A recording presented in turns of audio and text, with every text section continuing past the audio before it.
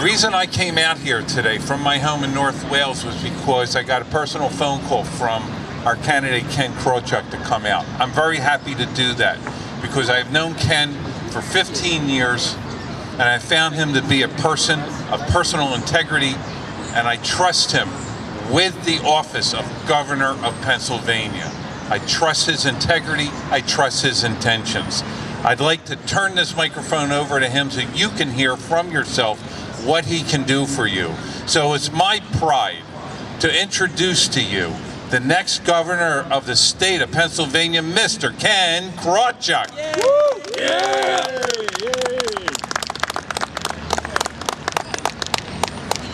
Thank you, Pat, for that warm introduction. Hey, wait a minute. Where's my teleprompter? You don't get one. I don't get one? You don't get one. Do you mean I'm gonna have to say what I think and feel? What kind of political party is this? It's okay. I'm a Toastmaster. I can handle this. Let's see. What do I feel? You know, I love Pennsylvania. I love the history that surrounds us. I love the people of Pennsylvania. I love the diversity that we have. I love the solemn silence of hiking the Appalachian Trail. I love the heart-thumping excitement of charging down the Whitewater on the Schuylkill River, the Youghiogheny River, the Susquehanna River, the Lehigh River nearby where I was raised. I love the beauty of watching the sunset sparkling as it sets over Lake Erie. I just love Pennsylvania. You know what? I also love the American dream. The American dream says that all of us have the equal opportunity to succeed, to make of ourselves whatever we want. That even any kid can grow up to be president or governor. I call it the Pennsylvania dream. But you know, that Pennsylvania dream is in danger of becoming a nightmare. Matter of fact, some may say it has already become that nightmare. How so? Let me give you some examples. Taxes and spending, out of control. Our court system, racist. Gun owners, vilified. The police, insular and over-militarized. Gays, second-class citizens. Recreational drug users, persecuted, sometimes even to death, with their families as collateral damage. The electoral system, rigged against competition. The Pennsylvania Constitution, disrespected. All the troubles in the world being laid at the feet of Pennsylvanians by the very people that we count on to protect us. And that's only 8 examples. There are so many more that I could tell you. So many. Fortunately, there's good news. Ladies and gentlemen, my name is Ken Krawchuk from the Libertarian Party, and I'm here to help. Whenever I see a gun owner being vilified, whenever I hear of another recreational drug user dying from an accidental overdose, whenever I hear about a cop or a judge or some public official betraying the public trust, do you know what I say? Enough is enough! Do you know what I say when I hear of another tax increase? Or when I hear that medical marijuana patients are waiting years for their medicine? Do you know what I say when I hear? You know what I say when I hear of a cop driving a tank down Main Street? You know what I say? Enough is enough! Enough is enough! That's right. Say it again. Enough is enough! I want to hear it so loud they hear it all the way to Erie. From Scranton down to Pittsburgh. From here all the way to the governor's mansion of the Susquehanna River in Harrisburg. What do we say? Enough is enough! That's right. Enough is enough. Enough of this overspending on government in Pennsylvania. Do you know that the cost of government in Pennsylvania has been rising at more than 3 times the rate of inflation on average for the last 50 years? Doesn't matter if it's a Democrat or Republican in office, the direction is always up. What do we say to the rising cost of government that never stops? Enough is enough! Enough is enough. That's right. What do we say about racist courts? I say enough is enough of the racist courts. Do you know that for every 1 white guy who goes to jail for drugs, 6 African Americans, I heard 8 just recently, a new number came out. 8 African Americans go to jail for drugs, even though drug use is the same among all races. What do we say to the racist courts? Enough. Enough vilification of honest gun owners. The Pennsylvania Constitution, Article 1, Section 21 says that the right of the citizens to bear arms in defense of themselves and the state shall not be questioned. Yet the two old parties constantly question it. What do we say to vilifying honest people? Enough. It's enough. Then there's this insane war on drugs. Enough of their insane war on drugs. Do you know it's reached a point now where we're releasing murderers and rapists from our overcrowded prisons to make room for pot-smoking Grateful Dead fans? That's insane! And you know, the reason why so many people are dying from this quote-unquote opioid crisis? It's illegal. Drugs are illegal. There's no quality control. What do we say to their insane war on drugs? Enough second-class citizenship. Do you know the feds had to come into Pennsylvania to twist Pennsylvania's arm to allow gay marriage? Why is the state standing in the way of true love? Its time has come for separation of marriage and state. What do we say to second-class citizenship? Enough. Enough is enough. Then there's these rigged elections. Do you know that I have to collect thousands more signatures than the two old party candidates do to get on the ballot, even though the Pennsylvania Constitution says all elections shall be free and equal. Apparently some people are more free than others. What do we say to rigged elections? It's enough. Enough is enough. Then there's enough of these shenanigans on the part of the police. Do you know whenever there's an incident involving the police, do you know who investigates those incidents? The police. The police, their internal affairs unit. What do we say about Fox's Garden hen houses? Enough. Enough is enough. Then there's the Pennsylvania Constitution. Do you know the two old parties control the schools lock, stock, and barrel? They say who can teach, who can't teach, what gets taught, what doesn't get taught, who has to go to school, who can get away without going to school. Yet with all that power, they don't teach our kids the Constitution. How many of you learned the Constitution when you were in grade school? Oh, there's a couple of hands. It's amazing. Usually there are none. Anyway, there's virtually nobody. Constitution gets no respect. And they wonder why nobody cares about our government, why nobody votes. What do we say about disrespecting the Constitution? Enough is enough. That's right. And feel free to yell enough is enough anytime you like. Enough is enough. There are some denominations where the people in the audience will yell out, amen, when something really strikes home. I want to hear that enough is enough when something really strikes home. So many things in Pennsylvania is turning our Pennsylvania dream into a Pennsylvania nightmare. So what do we do? Nothing? Elect you. Keep the status quo? No, we don't accept the status quo. We don't let it go by.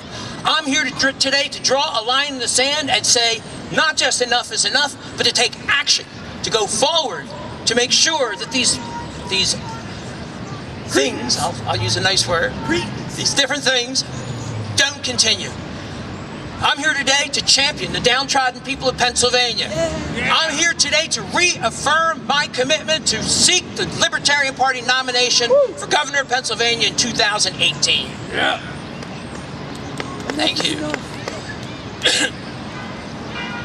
Why? Why me? Why governor? Why Libertarian? Let me take those questions one at a time.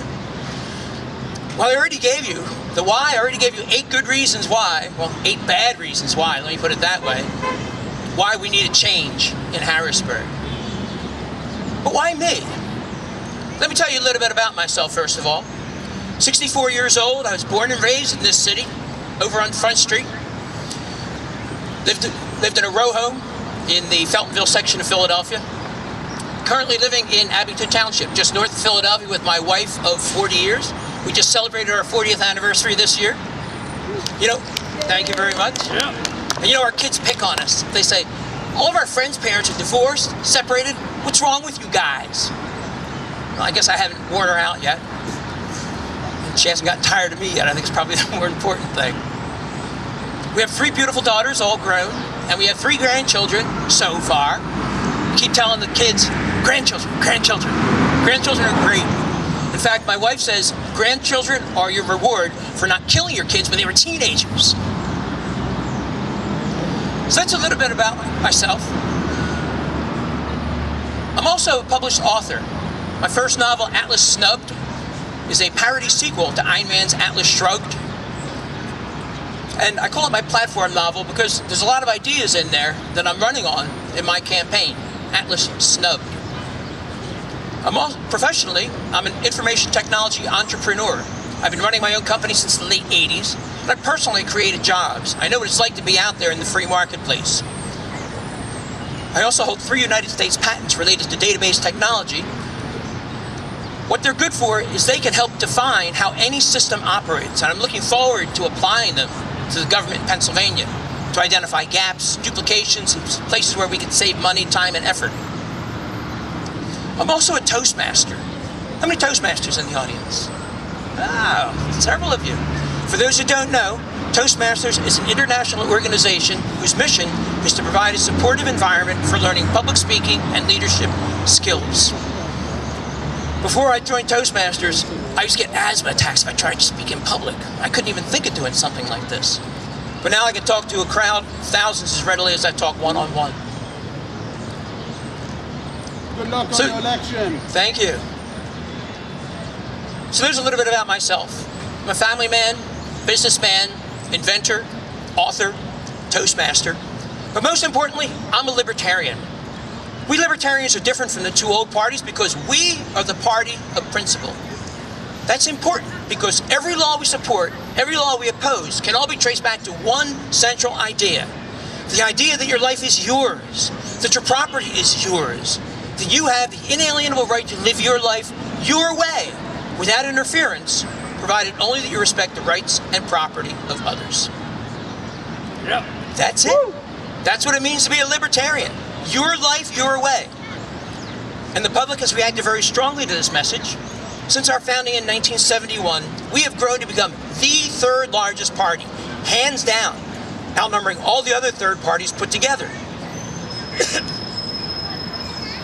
That counts in terms of registrations, elected officials. We have about 40 people in elected office here in Pennsylvania, hundreds nationwide, and that number is constantly growing. We are the political golden rule in politics. Your life, your way. You know, when it does come to politics, I like to call us libertarians the 800-pound chihuahua. And we're growing, so stand back. Let me ask you all a question. Show of hands. How many of you believe that you have the right to live your life your way, provided you respect the rights and property of others? Yeah. For the record on the camera, all the hands are going up. We're all libertarian. You know, you may be registered Democrat, maybe registered Republican, maybe you don't vote at all. But if you believe in the political golden rule of your life your way, you're a libertarian. Small L libertarian is the way we call it. Capital L, you're registered. Small L, you're not. But if you believe in the political golden rule, let me ask you one question. Why aren't you voting that way? We're cheering for you. So there's something about myself, something about the Libertarian Party. Now, what could you expect from a Libertarian governor? Obviously, you're going to find somebody who's going to respect your right to live your life your way, which is something that has been noticeably lacking in Harrisburg of late. But what does that mean specifically? People say, oh, come on, Ken, what are the odds that you're going to have a Libertarian state house to enact what you're trying to do? I got good news. I have with me here my job description. The Constitution for the Commonwealth of Pennsylvania. This Constitution gives the governor many, many, many powers that can be used unilaterally without anyone's permission. And I plan to do just that. Number one issue that I plan to tackle is taxes. I already told you that we're paying 25 times more in taxes than we did when I was a kid. Enough's enough. And that keeps going up. That keeps going up and up and up and up. When I'm governor, that trend will end. I'm promising I will veto every single tax increase that crosses my desk, bar none. The growth of government in Pennsylvania is going to stop when I get elected. All right, Ken. Yeah. Thank you. Thank you. But I can do more than that, because the Constitution also gives the Pennsylvania governor the power of the line item veto. That means if there's something in a budget that I don't particularly like, I can go through and cross it out. We just recently had a budget crisis in Pennsylvania. It took them, what, 6 months to solve, 8 months to solve? They're about $1 billion apart. There's a lack of leadership in Harrisburg, because using that line item veto, I could have taken care of it in a couple minutes. First thing it would have gone, that $800 million of corporate welfare, gone. 80% of the way there with one stroke of the pen. Junkets, gone. Special interests, gone. Walking around money, gone, gone, gone, gone. All these things. So not only can I stop the growth of government in Pennsylvania, I can cut back the growth of government in Pennsylvania. I'm promising over the course of my 4-year term, I'm going to gradually eliminate the Pennsylvania personal income tax. Yeah. Enough is enough. Enough is enough, that's for sure. Many, many other powers in here. One of them is about crime. People say, Ken, there's a lot of crime. What are you going to do about crime? My job description gives me several options. First one is power over parole. Do you know, according to the Commonwealth Foundation, 95% of all crime is committed by only 5% of the criminals. Using the powers granted to me by the Constitution, I'm promising I'm going to eliminate parole for violent criminals. It's insane to let these people out of jail, especially once we get them in through our convoluted criminal justice system. When I'm governor, these violent criminals will serve every single day of their sentence, and we're guaranteed to reduce crime. Now, people say, well, Ken, you're a fan of the prison industrial complex, I see, huh? No, not at all. Because we can cut back the number of prisons. We can cut back the number of prisoners very easily, because there are many, many people in prison who do not belong there. Specifically, I'm talking about non-violent drug offenders. As I mentioned a few minutes ago, there are so many people in our overcrowded prisons that we're releasing murderers and rapists to make room for these pot-smoking Grateful Dead fans. That's insane. Granted, the tie-dye may brighten up the place a little bit. These people don't belong in prison. So to make room for the true criminals, the violent criminals, day one, I'm promising that I'm going to get the ball rolling to pardon every single non-violent drug offender day one. Thank you. Yeah. Enough is enough. Enough is enough, for sure. Now, of course, if they dealt drugs to kids, or if they committed some crime to feed their habit, they're going to stay safely in jail. But if they were just kicking back, smoking a joint, watching The Simpsons and got busted, they've got a get out of jail free card from this governor candidate. And all these things, I don't need anyone's permission. These are powers granted to the governor by the Constitution, and I plan to use them aggressively starting day one. There's so many other things I could talk about up here. Thousands of things, but you know what? Rather than me going on all day long about how I could remit all forfeited assets, people are losing money without even appearing before a judge, or, well, any one of the thousands of things that are in here. I have it bookmarked, as you can see. I don't know if you can see it. I got it tabbed out.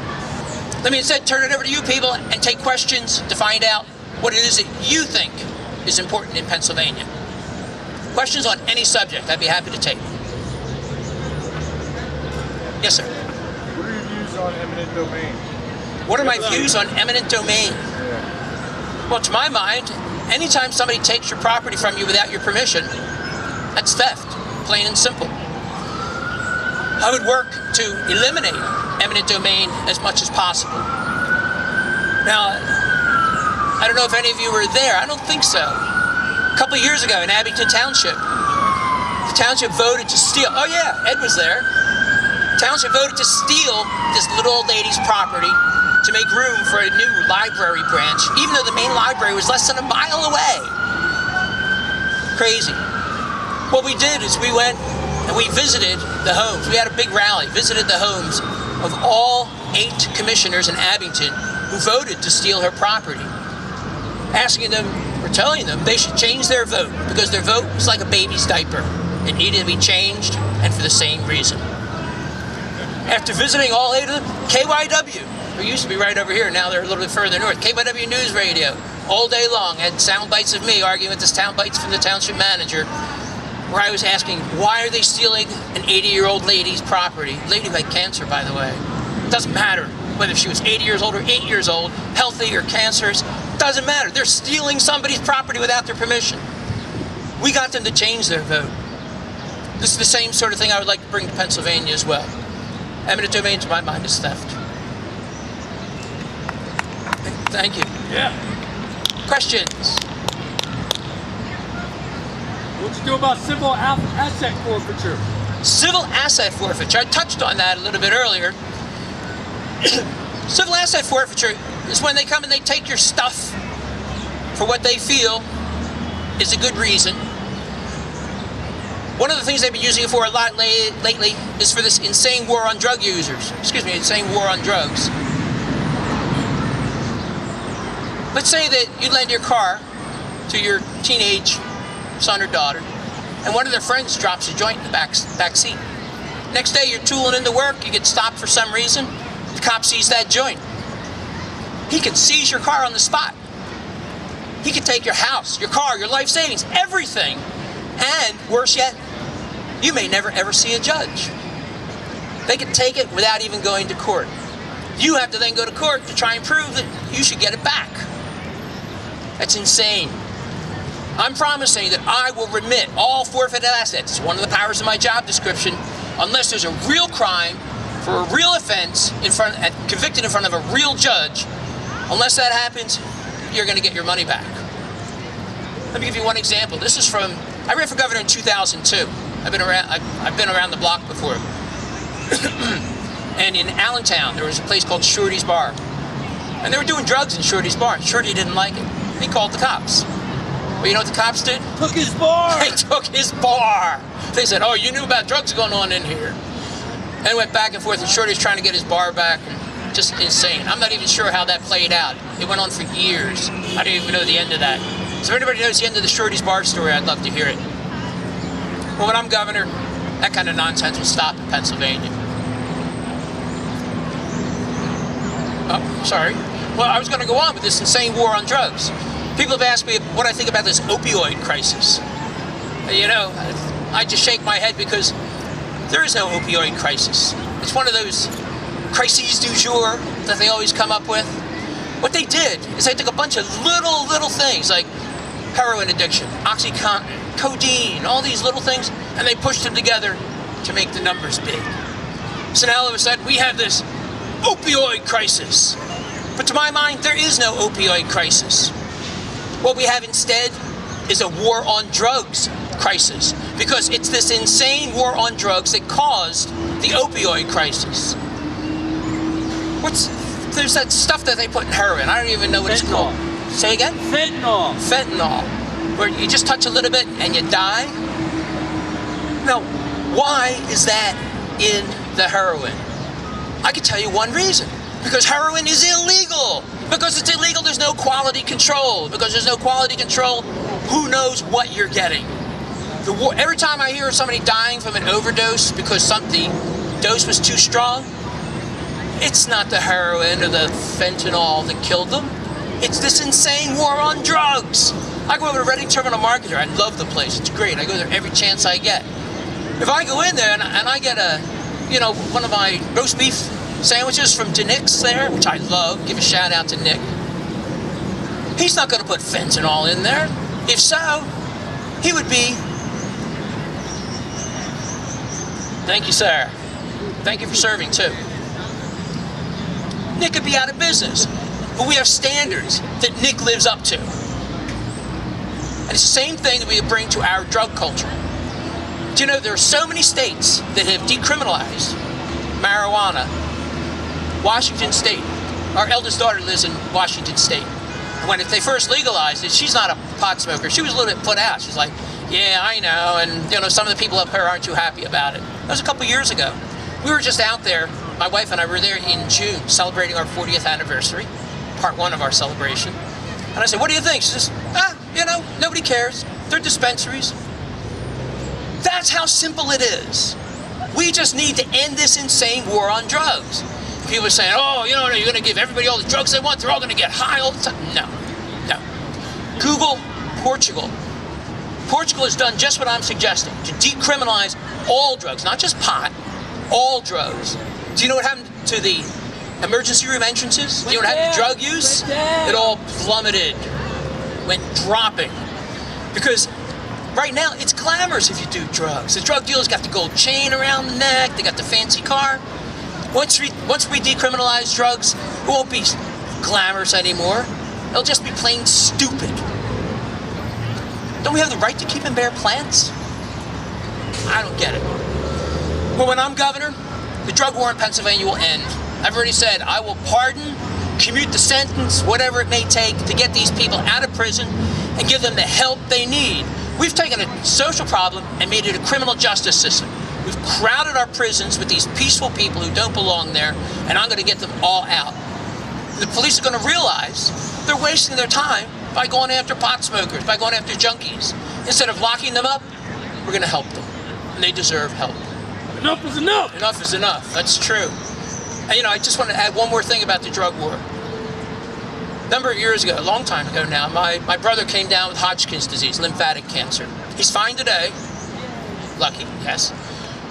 But to combat the nausea from the chemotherapy, the doctor suggested to him, so the best thing I tell you to do is go out and score some pot. Because it'll increase your appetite, it'll settle your stomach and everything. But of course, my brother couldn't do that because it was illegal. Why are we persecuting sick people? And you know, how long ago was it that the State House passed this thing saying, oh, we're going to allow for medical marijuana? Here it is years later, and we still don't have medical marijuana. When I'm governor, it's just going to be, nope, go ahead. You're allowed to have your medicine. I'm not going to stand in the way because, as I can't say often enough, you have the right to live your life your way without interference, provided you respect the rights and property of others. How does that hurt somebody else? Or you're just kicking back smoking a joint? Now, if you get in the car and crash into somebody, you deserve to be charged, fined, held liable, all those things. But it's not the fault of the drug. It's your fault for getting behind the wheel of the car. Same thing when it comes to DUIs. Any drug.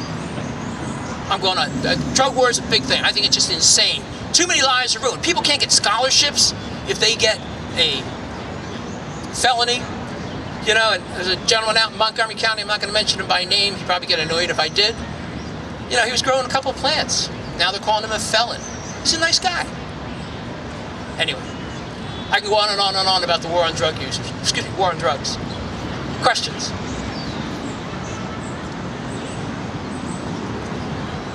Thanks, Mitch. Got to be more questions. Yes, sir. Do you have any plans for taking education out of the state's hands? You know, I only heard of plans for education? Yeah. Okay. State control of it.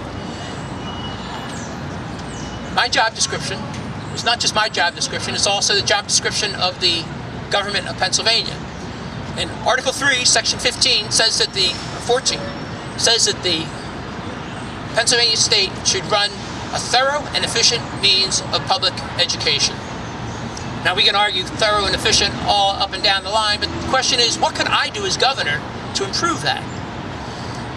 Right now, do you know that 95% of the kids in Pennsylvania all go to the same school system? The government school system. It's an effective monopoly. And like all monopolies, the costs are high, choice is low, and the quality, not necessarily the best. What I would like to do as governor is to introduce competition into our school system.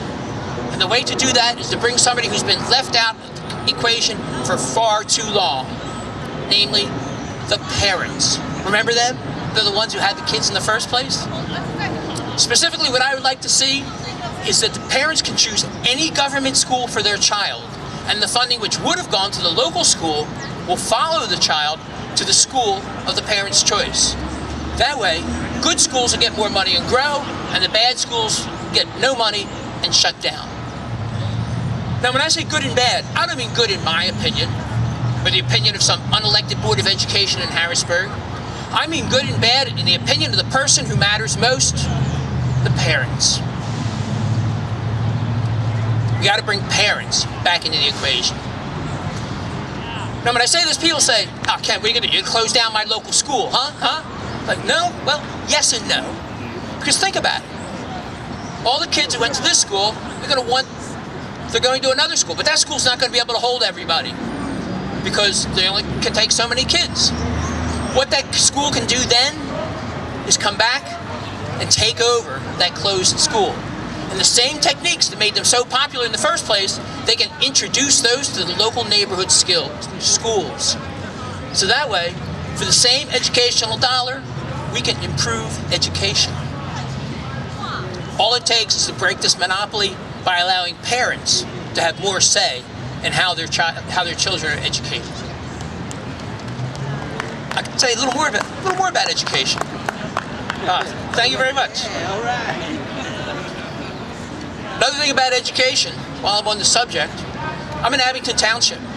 People are saying, "Oh, what do you think about SB 76? For those who don't know, what that does is that eliminates property taxes, but raises the Pennsylvania sales tax.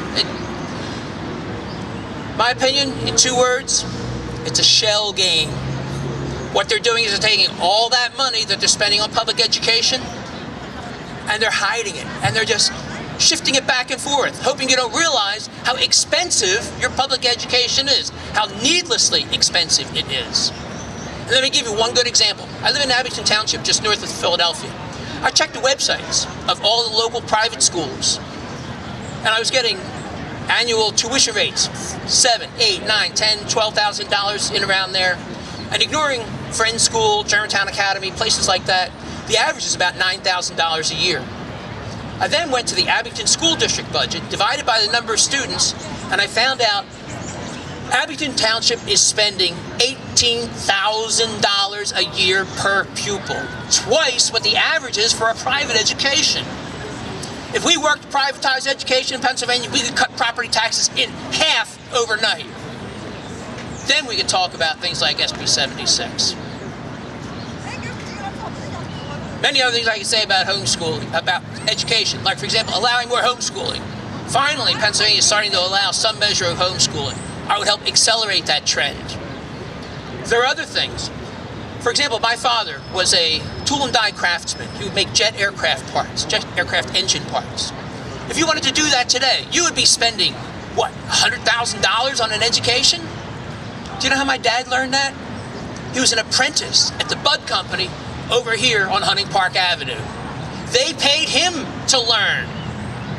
We should return to things like that. We should privatize as much education as possible. We should go back to the apprentice system. And you know, and I've heard some companies are coming to the government saying, "Oh, give us money so we can start an apprentice system."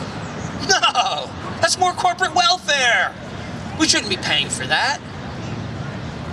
Now I can go on about education. I mean, I can go on about almost anything. I'm a Toastmaster, right? Other questions? Questions over here? Any questions? Who wants to go first? I don't decide.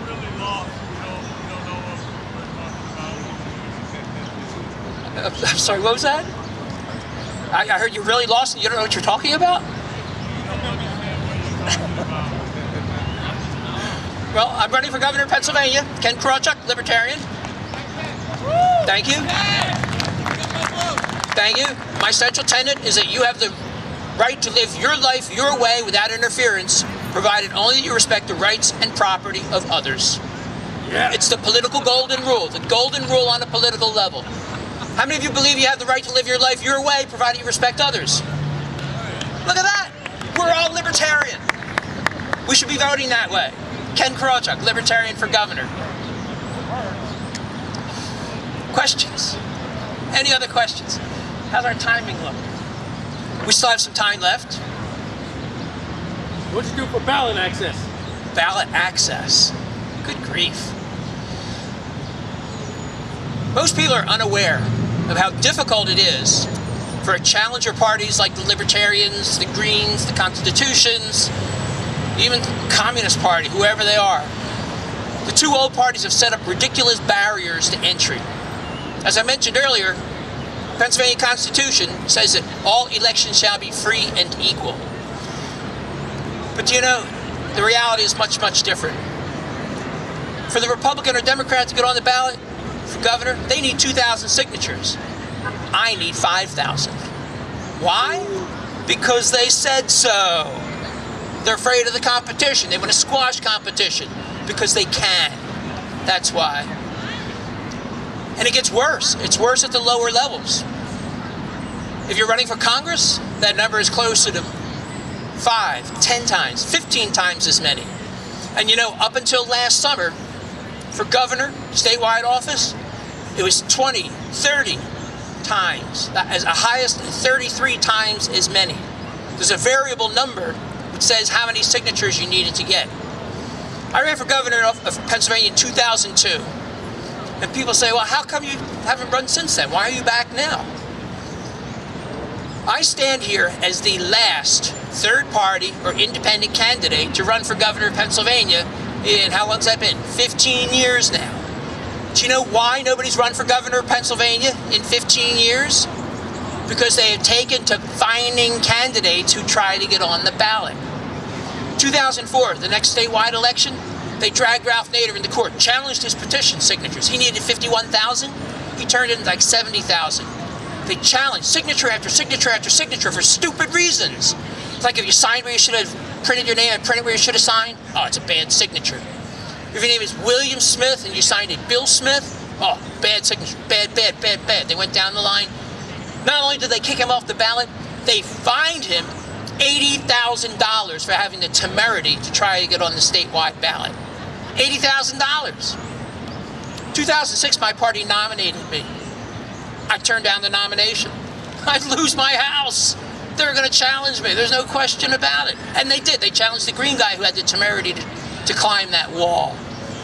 That year, we needed 67,000 signatures. 67,000 as compared to 2,000 for the two old parties. Well, he collected like 91,000 signatures. It was a record. Nobody in Pennsylvania, no, 98,000. 98,500, I'll remember. It was a record. Nobody in Pennsylvania has ever collected so many signatures.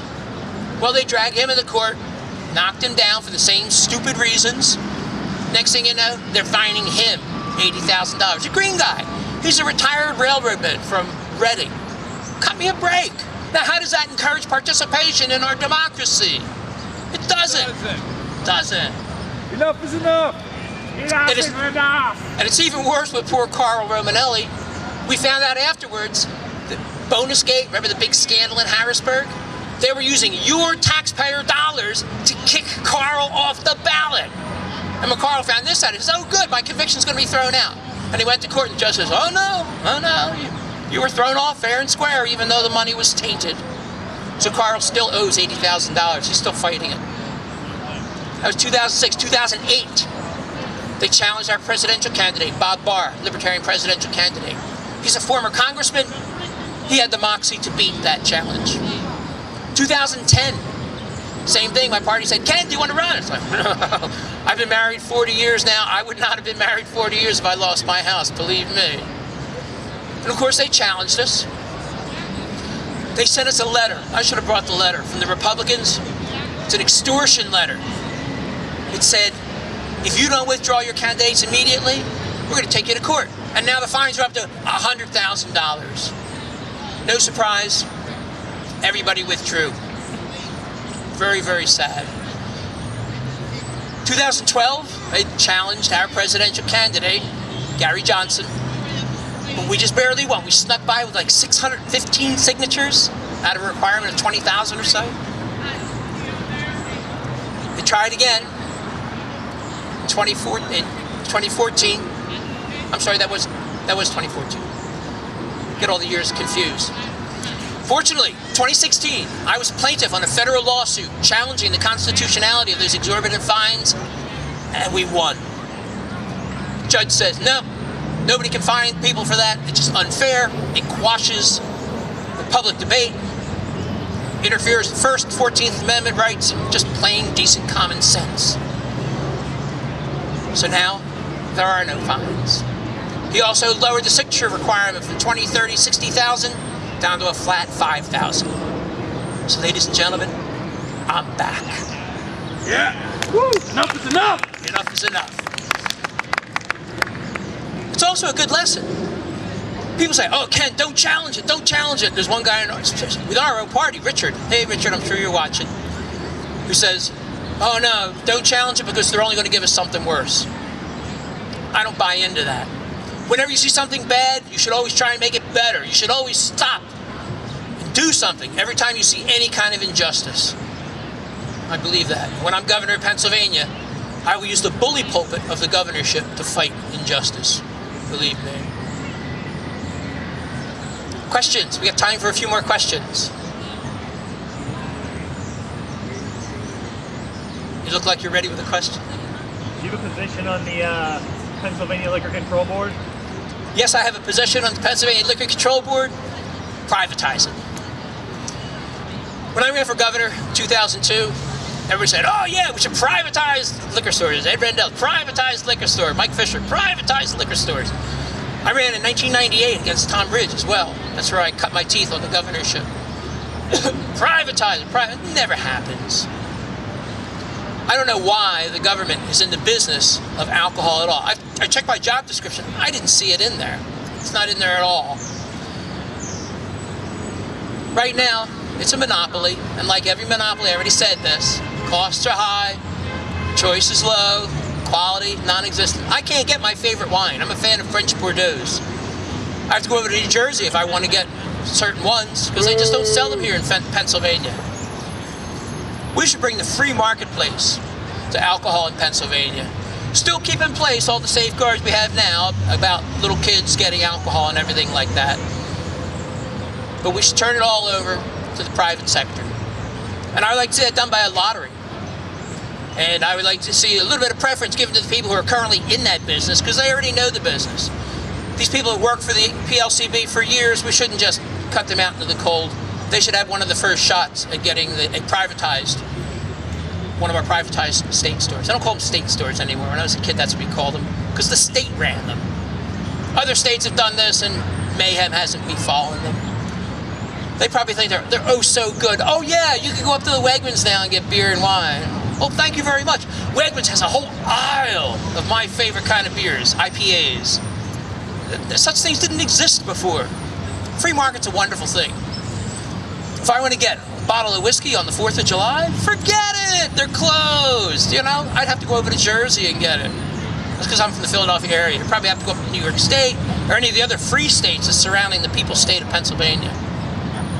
Good question. Let's privatize it. And I'll do my best to do that. Stuff like that requires the act of the legislature. But believe me, when a Libertarian gets elected this year, then that'll be a mandate. Any other questions before we close for the day? Okay. Before I do close, I want to end with 3 thoughts. Well, first of all, thank you for coming out here. It's good seeing you people, especially random people who stopped in. It's always good to see people adding to the crowd and everything. But I want to leave you with 3 thoughts. First one, I'd like to give a shout out to one of my personal heroes, Elon Musk. Yeah. How many people know who Elon Musk is? Yeah, a lot of you. For those who don't know, I'll bet you know what Elon has done. How many of you have heard of PayPal? He's co-founder. How many of you have heard of Tesla electric cars? Yeah. He's the inventor and the CEO of the company. How many of you have heard of SpaceX? Space Exploration Technologies. He's the one who's flying resupply missions to the International Space Station, and next year he's going to start flying astronauts. And I just heard December 29th he's going to launch his new Falcon Heavy rocket, which is going to be the most powerful rocket on the planet. Next month that's going to happen. Elon's great. But you know, I feel a certain affinity for Elon, and also SpaceX and the Libertarian Party. Because when Elon started SpaceX in 2002, people laughed at him. They said, yeah, you're going to build an orbital class rocket? He said, yeah, I'm going to do this. They laughed when his first rocket exploded. They laughed when the second rocket exploded. When the third rocket exploded, they laughed too. But they stopped laughing when the 4th rocket made it to orbit. And now he is the principal supplier for the International Space Station. When I ran for governor in 2002, yeah, there were a couple of people who laughed, and maybe justifiably so. But this is why I feel an affinity for Elon. Like Elon, I will not give up. I'm going to keep trying. We libertarians, we are like SpaceX. We are growing. We are the third largest party. We're continuing to grow. And just as SpaceX is the future of space exploration, Libertarian Party is the future when it comes to politics. Especially now that the two old parties are imploding. I just read this morning the Democratic Party is on the verge of a schism because Hillary was doing, well, she was doing certain things, let's just say. I like to be nice. She was doing certain things where Bernie was doing other things. There's a split. And obviously there's a huge split in the Republican Party right now. We libertarians, we've come of age. Second thought I'd like to leave you with is that people say, Ken, I love your ideas. I like the idea of cutting taxes. I like the idea of reforming education, but face it, you'll never get elected. But I can get elected. And let me tell you how. The two old parties have alienated so many people that in next year's election, nobody's going to vote. In a typical governor race in Pennsylvania, you get 30, 35, maybe 40% turnout if you're lucky. If you crunch the numbers, you'll find that all it takes to secure a libertarian victory next year is for us to attract the vote of 1 out of 8 voting age Pennsylvanians. 1 out of 8 is all it takes. Actually, the number's closer to 1 out of 9, but 1 out of 9, it doesn't rhyme. 1 out of 8 is all it takes. So the next time somebody says, Ken's never going to win, just look around. If there are 8 people sitting at a table and 7 people are laughing and one person says, no, Ken's right on. He knows what he's talking about. That's all it takes. The crowd of gentlemen over here in the blue jumpers, there are what, maybe 30 of them? Who's better than 1 out of 8 there? Right there with groups like that? Following the political golden rule of your life, your way? That's all it's going to take. If you watch 8 talking head shows on a Sunday morning, 7 are saying, Ken's as crazy as Elon Musk. Yeah, that's true. But it only takes 1 to say, no, Ken's going to make it happen. 1 out of 8 is all it takes. The third thought I'd like to leave you with is because of that 1 out of 8, I cannot do it alone. I need your help, and I need lots of your help. Remember the mantra of the grassroots activist. If it's easy to remember, 10 words, 2 letters apiece. If it is to be, it is up to us. Or, if you want to make it personal, it is up to me. And that rhymes better too. So please, visit my website, kenk4pa.com. Sign up for campaign updates. You can find out about events like this big one. Find out about things going on in the future. Sign up as a volunteer.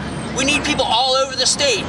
People who help stage today's rallies. People like Joe, people like Mark, people like my dear wife, Roberta. Hey, Roberta. Yeah, Roberta.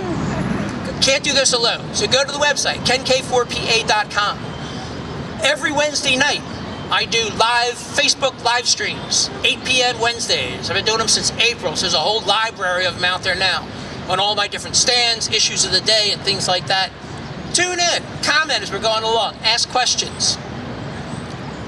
Also, please contribute to the campaign. You can go to the website, kenk4pa.com, and make a contribution. And I am not asking for a big contribution.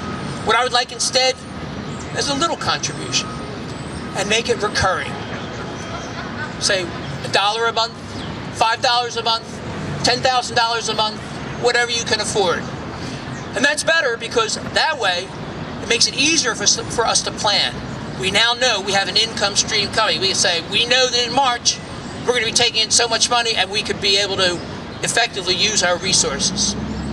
So visit the website, pledge your $10,000 a month, check the little box that says recurring monthly. Best thing you could possibly do. So visit the webpage, stop in on the Facebook page, watch our Wednesday night live streams at 8 p.m. And please, most importantly, I'm asking you to vote for me, Ken Krawchuk, Libertarian for Pennsylvania governor. Because if people keep on voting the way they've been voting, they're going to keep on getting just what they've been getting. And I don't know about you, but I have had enough. Thank you very much. Yeah. Back to you, sir. Mr. Toastmaster. And Krawchuk, everybody, the next governor of Pennsylvania. Ken, thank you for restating principles that were so important here in the shadow of the cradle of liberty. Ladies and gentlemen, I hope you're inspired to vote for Ken in the upcoming election. And the rally doesn't end now. Ken is inviting you to a continuation of the rally at Jerry's Bar at 129 West Laurel Street. 129 Laurel Street. Go there, meet Ken, have a drink, have something to eat, find out more about the future of politics in Pennsylvania. Thank you for listening to Ken, and don't forget to vote for him and other candidates of your choice on this coming election day. Take care and have a great weekend, everybody.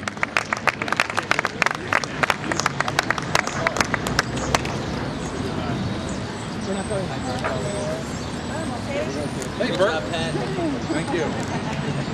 Thank you.